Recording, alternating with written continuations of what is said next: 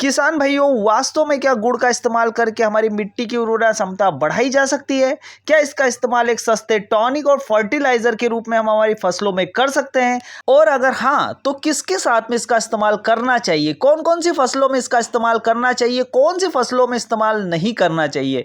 क्या गुड़ में ये ताकत है वास्तव में कि वो फसलों की ग्रोथ रेट बढ़ा दे, उनका उत्पादन बढ़ा दे? चलिए जानते हैं आज के वीडियो में, इसी के ऊपर डिस्कस करते हैं डिटेल में।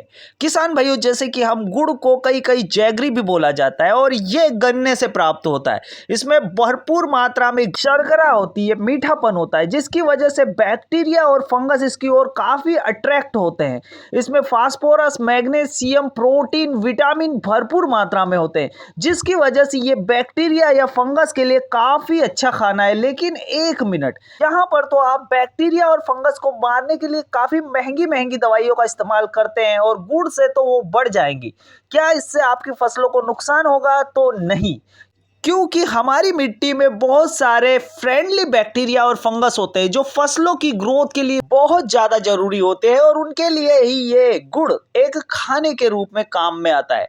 तो किसान भाइयों, गुड़ का इस्तेमाल करके एक बात तो पक्की है कि आपकी फसल का उत्पादन और साथ ही साथ आपकी मिट्टी की जो प्रोफाइल है वो काफी इंप्रूव हो जाएगी, इसमें तो कोई शक नहीं है। लेकिन यहाँ पर गुड़ का इस्तेमाल कैसे करना चाहिए, किसके साथ में करना चाहिए, जानते हैं इसके बारे में।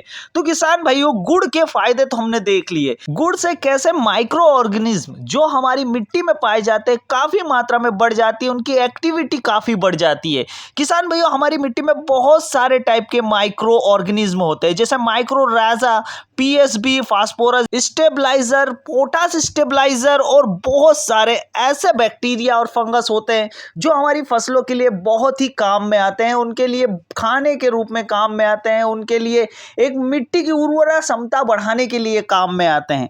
तो इसी की संख्या को बढ़ाने के लिए गुड़ उनकी काफी मदद करता है। किसान भाइयों, गुड़ को हम बहुत सारी चीजों के साथ में इस्तेमाल कर सकते हैं, हम उसमें बहुत सारी चीजें ऐड कर सकते हैं, जैसे नीम की खली, एनपीके, बैक्टीरिया या सरसों की खली, ऐसी बहुत सारी चीजें होती है जिसको गुड़ में मिलाने से गुड़ की शक्ति काफी बढ़ जाती है। सर्दियों में गुड़ का महत्व और ज्यादा बढ़ जाता है क्योंकि ये गर्म होता है, जिस फसलों को न्यूट्रिशन ऑब्जर्व करने में काफी मदद मिलती है। इसके साथ साथ माइक्रो ऑर्गेनिज्म होते हैं वो भी ठंड के टाइम में सुस्त पड़ जाते हैं और उनकी तंदुरुस्ती के लिए गुड़ बहुत ही अच्छे एक गर्म पदार्थ के रूप में काम करता है। साथ ही साथ उससे वो बहुत सारा न्यूट्रिशन भी गेन करते हैं जो हमारी फसलों में बाद में बहुत ज्यादा काम में आता है। किसान भाइयों, गुड़ का इस्तेमाल जैसे कि मैंने पहले भी बताया आपको कि एक डीकंपोजर के रूप में, एक न्यूट्रिशियंस के रूप में, एक फर्टिलाइजर के रूप में और एक टॉनिक के रूप में कर सकते हैं। गुड़ का इस्तेमाल आप उस समय करिए जब आपकी फसलों में आपने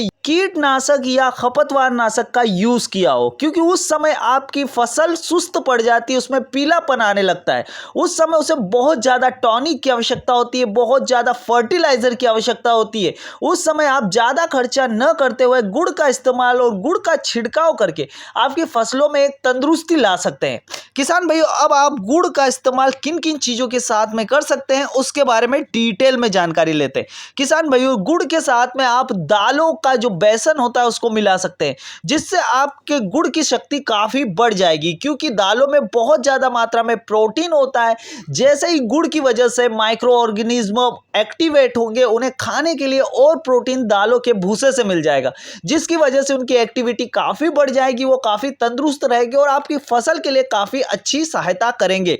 किसान भाई, उसके साथ साथ आप खली, बहुत सारी टाइप की खली आती है, बहुत ही सस्ती मिलती है, जैसे नीम की खली, सरसों की खली, कॉटन की खली या आरंडी की खली आप यूज कर सकते हैं। आप 2 किलो गुड़ के साथ में 5 किलो खली 200 लीटर पानी में मिलाकर इस्तेमाल करेंगे तो आपको काफी बेहतर रिजल्ट देखने को मिलेंगे। किसान भाई, उसके साथ साथ गोमूत्र और जो गोबर का तरल पदार्थ होता है उसको भी आप यूज कर सकते हैं गुड़ के साथ में।